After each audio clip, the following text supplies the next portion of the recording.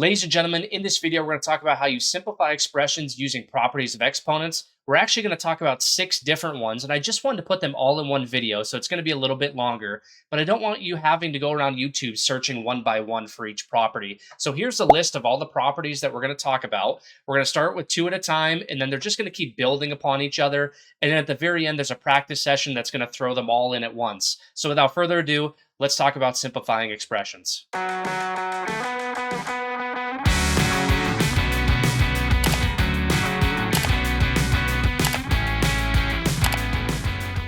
Now, the first 2 properties that we're going to discuss are multiplying and dividing like bases. But before we even simplify these expressions, you have to know what a like base even is. And it's going to be the number or variable that's being raised to a certain power. So the number that's being raised to a certain power, or the variable that's being raised to a certain power, they have to be the exact same to be considered like bases. So let's go ahead and take a look at number 1. And we have x to the 4th times x to the 5th. And you're going to notice that x is being raised to the power of 4, and this x is being raised to the power of 5. These are the exact same. They're the same variable, meaning that they're like bases. So we're going to keep our bases the exact same. We're always going to be working with x. But the only thing that's going to fluctuate is the powers. And I want you to see why this works for the first one. So we're going to show this in expanded form. I'm not going to do these for all of these because once you understand the property, it's very, very easy. But let's say we take x to the 4th and we expand this out. All that means is x is being multiplied by itself 4 times. So it'll look like x times x times x times x. Then for x to the 5th, it's going to be the same exact thing, but x is being multiplied by itself 5 times. So we have times x times x times x times x times x. Now, when we multiply all of these x's together, well, in total, there's 9 of them now. So our final answer would be x to the 9th. But instead of showing that in expanded form, the multiplying like bases property simply says that if you have like bases, you take your powers and simply add them together. So instead of doing it in expanded form, it's going to be x raised to the 4 plus 5 power, and our final answer then would be x to the 9th. So that's our final answer for the first one. Now let's go ahead and take a look at dividing like bases, which is going to be very, very similar. So let's first show this in expanded form. So s to the 8th over s to the 2nd. Those are like bases. They share the variable of s. So we need to show what's going to happen to our powers. So let's expand the numerator first. So that's going to be s multiplied by itself 8 times. So that's 3, 4, 5, 6, 7, 8, all over s being multiplied by itself twice. Now, if you do s divided by s, those are just going to cancel each other out. So these will go away. And then if you do it again, s divided by s, those are going to cancel out. And you're going to notice that we're left with 6 s's, or s to the 6th power. So the only difference is between multiplying like bases and dividing like bases is that for dividing like bases, you're not going to add your powers and get 10 in this case. We're going to do 8 minus 2, which is 6. So instead of showing this in expanded form, all we have to do is write s to the 8 minus 2 power, which gives us our final answer for number 2 as s to the 6th. Now let's go ahead and take a look at a little bit more challenging ones that'll have a mixture of multiplying like bases and dividing like bases. So let's go ahead and jump over to number 3. I don't see any division at all whatsoever, but I do see 3 terms that all have like bases, which is that variable c, meaning that I can take all of our powers and simply add them together. So we have c raised to the 12 plus negative 4 plus 3. So 12 plus negative 4 is 8. 8 plus 3 is 11. So our final answer for number 3 is c to the 11th power. Now let's go ahead and take a look at number 4. I see like bases. This time around, it's not a variable, it's a number, but they are the same. So that's good. We can use our property of exponents. So this is multiplying. All we have to do is add our powers. So this would be 5 raised to the 2 plus 2 power, or our final answer being 5 to the fourth. Now, sometimes your teacher may ask you to just simply leave it as 5 to the fourth power, or because you're working with a number instead of a variable, they might ask you to do 5 times 5 times 5 times 5 and give that final answer. But for these particular problems, I'm just going to leave it raised to a certain power, and then just depending on your teacher, they might want the final answer, or you might just leave it as an exponent. Let's go ahead and take a look at number 5. So now I see a mixture. I see division here, and I also see multiplying. This is where you start to figure out, well, which step should I do first? Should I do the multiplying first? Should I do the dividing first? And once you get the hang of it, it's very, very easy to notice, hey, I need to get this done first before this one can actually even be tackled. And for number 5, we need to get rid of that fraction first, which is dividing like bases. Because remember, a fraction is simply just division. So let's go ahead and divide our like bases. They're both z. So we have to do 14 minus 3 for that, which would leave us with z to the 11th. And I'm simply just going to bring down that times z to the second. We haven't even touched that yet. So dividing like bases is done, but now we have the other property that shows up, which is multiplying like bases, which means we need to add these now. So 11 plus 2 will give us our final answer, fully simplified, of z to the 13th. Now let's go ahead and take a look at number 6. I see a gigantic fraction here, meaning dividing like bases, but I notice my numerator can be simplified a little bit because I recognize that multiplying like bases in the numerator. So let's go ahead and tackle the numerator first. So we have like bases of 3. All we have to do is add our powers then. So 5 plus 3, we would get 3 to the 8th in our numerator. And then in our denominator, we haven't even touched that, so that's just going to stay the way it is. Now we have dividing like bases. Let's go ahead and subtract our powers, and we're going to get 3 to the first, or you could simply just leave this as 3, depending on what your teacher wants. And then finally, let's take a look at one more before we go ahead and look at other properties. So I see once again, this is almost set up identical to number 5, except it's flip-flopped. So let's go ahead and tackle the fraction again, but it's on the right side of the expression instead of the left. So 6 to the 8th, we're going to bring down. That times we're going to bring down. Let's subtract our powers. 11 minus 4 is going to give us 7. Now we have multiplying like bases, so let's add our powers, and we end up getting 6 to the 15th. Now let's go ahead and make our way over to the next two. For the next two properties of exponents, we have power to a power and product to a power. So let's go ahead and take a look at number 1. In parentheses, we have x to the 4th, and then that is being raised to the second power. But you're going to notice that these properties don't encompass like bases because this is a base all by itself, in this case x, and it's being raised to the 4th power, but then that's being raised to a second power. So I want to show this in expanded form so it makes sense. So x to the 4th is being multiplied by itself twice. So really it's going to look like this: x to the 4th times x to the 4th. And then if we expand this out even further, x to the 4th means x is being multiplied by itself 4 times. So it's going to be x times x times x times x. And then the other parenthesis is going to be the same exact thing. So in total, we have 8 x's being multiplied. So our final answer is going to be x to the 8th. And this is the property known as power to a power. It's a power being raised to another power.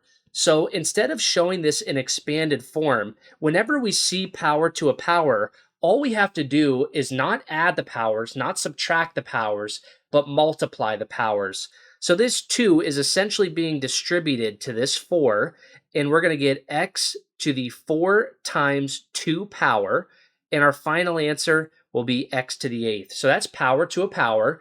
But then you're going to notice in number 2 that we have a lot more going on here. So let's go ahead and focus on what's going on in the parentheses to start. And you're going to notice that x to the 3rd is being multiplied to y to the 2nd. That is a product. That is multiplying going on there. Whereas in number 1, x to the 4th was kind of all by itself in the parentheses. But we actually have a multiplying problem going on in number 2. So this is going to showcase product to a power. So I want to show this in expanded form again. So we have x to the 3rd, y to the 2nd, and that's all being raised to the 3rd power. So x to the 3rd, y to the 2nd is being multiplied by itself 3 times. So x to the 3rd, y to the 2nd. Then we have it again, x to the third, y to the second. And then we have it again, x to the third, y to the second. But we can still expand this a lot more. This first parenthesis is going to show x times x times x times y times y. Then we have it again, x times x times x times y times y. And then finally, in the very last one, x times x times x times y times y. And then if we total all of this up, we end up getting 9 x's, or x to the ninth, and then we have a total of 6 y's, or y to the sixth. So instead of showcasing this in expanded form, all product to a power means that if you have multiplying going on in that parentheses, the power on the outside is going to be distributed to every factor that's on the inside. So I'm going to go ahead and show you that in non-expanded form. So the 3 that's on the outside is going to be distributed to that x to the third, and it's going to be distributed to that y to the second. So x to the third times that power on the outside will simply be x to the 3 times 3 power, and our y to the second will be y to the 2 times 3 power, which is where we end up getting that x to the ninth, y to the sixth for our final simplified expression for number 2. So these are kind of the tougher ones that once you get the hang of it and you recognize, hey, nothing's going on in that parentheses besides a base being raised to a power like number 1, then we have power to a power. But if we have 2 terms being multiplied together on the inside, or even 3 terms being multiplied, well, there's a product going on there, meaning we have to distribute to every factor that's inside that parentheses. So let's go ahead and take a look at number 3. You're going to notice that these are going to get progressively harder, and you're also going to notice we're going to factor in the last 2 properties we just talked about. So I'm going to start throwing them in the problems. That way we can start to recognize, hey, that's multiplying like bases. That's product to a power. So let's go ahead and take a look at number 3. We have y squared. That looks very, very similar to number 1. I see a base being raised to a power. I don't see something being multiplied to that y squared like number 2 had. So I know that this is going to be power to a power for the first part. Then I have times y to the fourth in parentheses raised to the second power. There's another power to a power. And then we have times y by itself at the very end.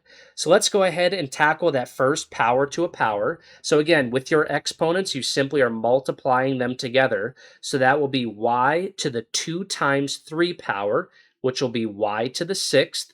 And then I'm just going to bring everything down. I don't want to do too much at once. So y to the 6 we're not going to do anything with because we still need to get rid of that power to a power, which will be 2 times 4. So we're going to get y to the 6th times y to the 4 times 2, which is 8. And then we're going to bring down that y that's all by itself. You're going to notice that the parentheses are all gone now.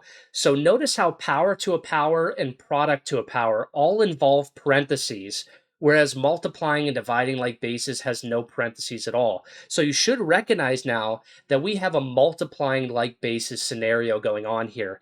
We have y to the sixth times y to the eighth times y, but this doesn't have a power here. But we do know it would be raised to the first power because that's not going to change the value of it at all. So all we have to do is add our powers now because we're using the previous rule, multiplying like bases. So this would be y to the 6 plus 8, which is 14. 14 plus 1, our final simplified expression for number 3 is y to the 15th. So again, I'm going to start throwing in those other properties we just talked about a little bit ago. Now let's go ahead and take a look at number 4.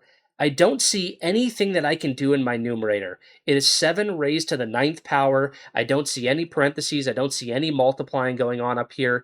But I do notice in my denominator that I see power to a power. I see a base raised to a power, and it's being multiplied by another power. I don't see product to a power. I don't see 2 things being multiplied together in the parentheses. So all we're going to do is tackle the denominator first. So this will be 7 to the 9th up top. And then our powers are going to be multiplied together. So that'll be 3 times 2 will be 7 to the 6th. Notice how the parentheses goes away after you do that. Then we're left with dividing like bases, just like we did in the previous part. So we need to subtract our exponents here. So this will be 7 to the 3rd power for our final answer. Now let's go ahead and make our way over to number 5. And I'm going to notice here that our numerator is multiplying like bases. Notice how it doesn't involve any parentheses. You're going to end up adding your powers in the numerator. But then in our denominator, we have power to a power. I see the parentheses, 3 to the 6th, and then it's being multiplied by the exponent of 3. I don't see 3 to the 6th being multiplied by any other term or factor, so it's not product to a power. So let's go ahead and simplify our numerator first. So that'll be 12 plus 8, so this will be 3 to the 20th power in our numerator. And then in the denominator, we have to multiply our powers. So 6 times 3 will be 18. So we have 3 raised to the 18th power. Then we can simplify this a little bit more. We have dividing like bases. Again, our 3 is our like base. We are dividing because it's set up like a fraction, so we need to subtract. 20 minus 18 is going to be 3 to the second for number 5. Now let's go ahead and make our way over to number 6, and you're going to notice that this one's probably the most challenging one on the screen.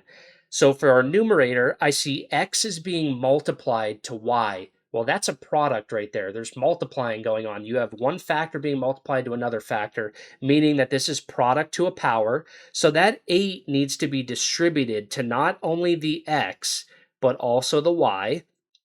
And then in our denominator, we have the same exact scenario. X squared is being multiplied to y to the third, and that's all being raised to the second power. So that 2 needs to be distributed to the x squared, and it needs to be distributed to the y to the third. So let's go ahead and do the numerator first. So it's going to be really x to the first if you don't see the number. So that'll end up being x to the eighth. And then y to the first would end up being y to the eighth. So 1 times 8 for x, 1 times 8 for y. And then in our denominator, we're going to distribute that 2. So x squared times 2 would be x to the fourth. And then y to the third times 2, or 3 times 2, would be y to the sixth. You're going to notice that our parentheses completely disappear now, but we still can simplify a bunch here. I notice that we have like bases of x, meaning that we can subtract our powers. And then we also have like bases, but for y, so those powers can be subtracted as well. So x will be 8 minus 4, leaving us with x to the fourth. And then we have 8 minus 6 for our y's, and we get y to the second for our final simplified expression of x to the fourth, y to the second. So that one's pretty challenging. Once you get the hang of it, it's not too bad, but it does take a little bit of practice. Now let's go ahead and take a look at number 7 before we introduce the last two. So 6 to the 8th we can't do anything with right now. I see that we have power to a power in our numerator, and I see multiplying like bases in our denominator. So let's go ahead and tackle the fraction piece first. We'll do the numerator, then the denominator. So 6 to the 8th will be left alone, times 6 to the second with 4 on the outside will be multiplying, so that'll be 6 to the 8th, over, we have multiplying like bases, so 2 plus 4, that'll be 6 to the 6th.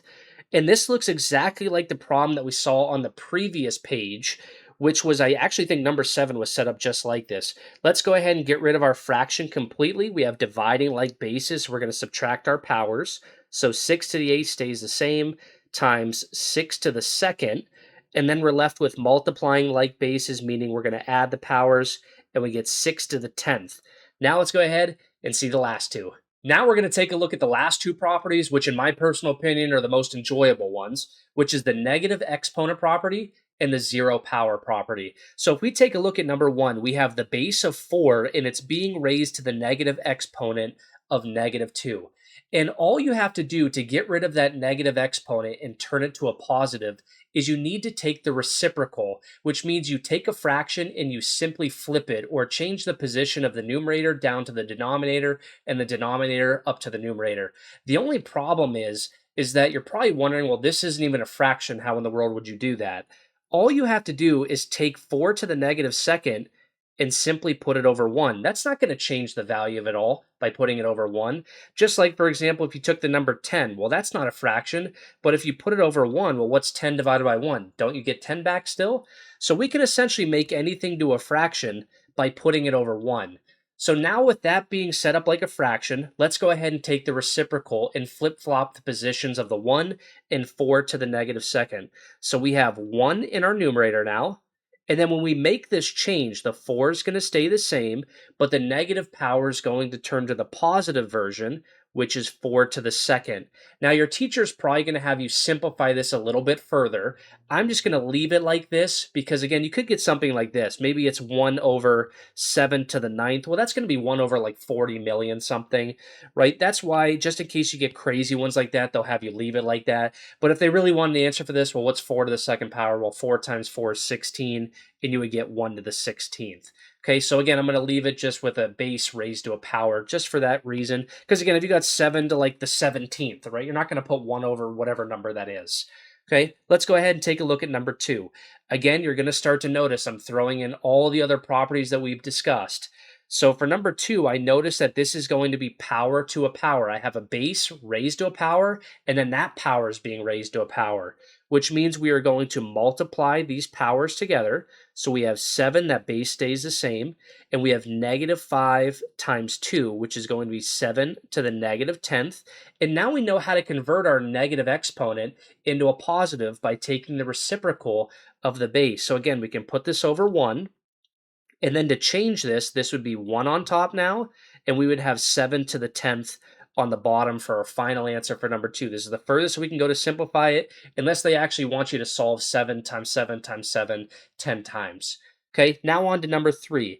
We have dividing like bases here. I don't see any parentheses. It can't be power to a power, a product to a power. So let's go ahead and do dividing like bases, which means we're going to subtract our powers. So 9 stays the same. 4 minus 4 is 0, and now we see the 0 power property. If anything is raised to the 0 power, your final answer ends up being 1. So 9 to the 0 power, all of this turns to 1 for your final answer for number 3. Now on to number 4. I don't see anything in my denominator at all, but I do see multiplying like bases in our numerator. So let's go ahead and do multiplying like bases, which means we're going to add our powers together. So that'll be 7 plus 0, which will just be left with y to the 7th, over y to the negative 9th. And again, y to the 0 really just equals 1. So regardless, you get y to the 7th times 1 up top, or just y to the 7th anyways. Now we have dividing like bases, which means we're going to subtract these. So 7 minus negative 9 actually turns to 7 plus 9, which will give us y to the 16th for our final answer for number 4. Now down to number 5.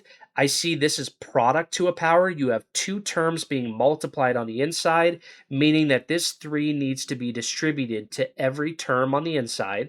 So that 3 is going to be multiplied by x to the 3rd and y to the negative 4th. So this will be x to the 9th, and this will be y to the negative 12th.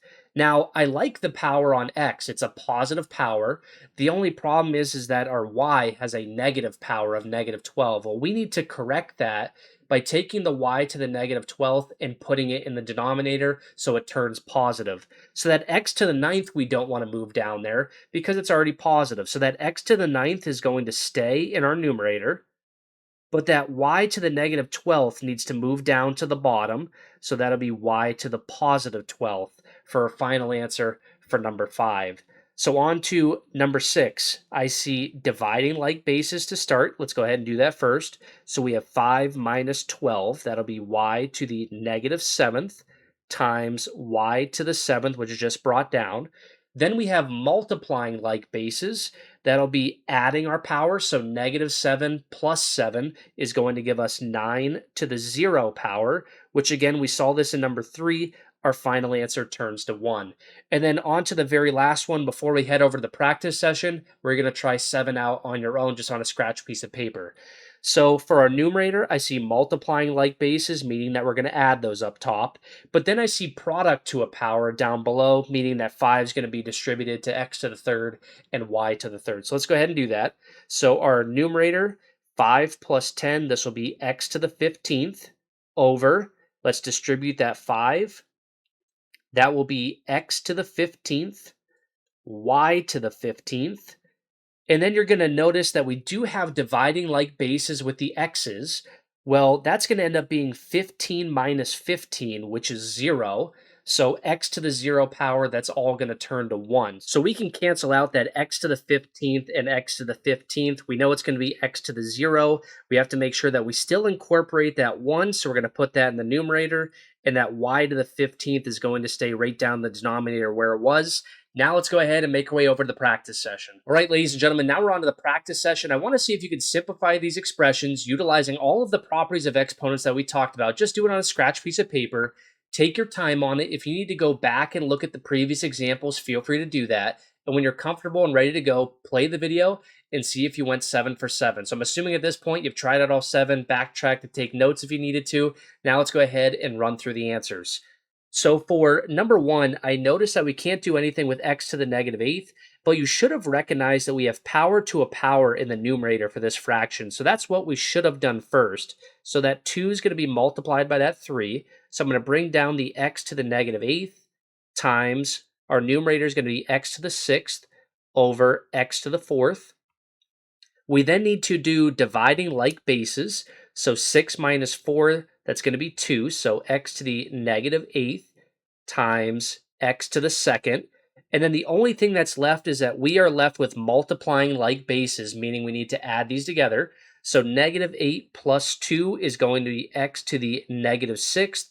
But we don't want to leave our final answer with a negative exponent. So again, we need to move it to the denominator. So our final answer would be 1 over x to the positive 6 for number 1. So if you got that right, very, very nice job. That's a lot of different properties encompassed just in number 1.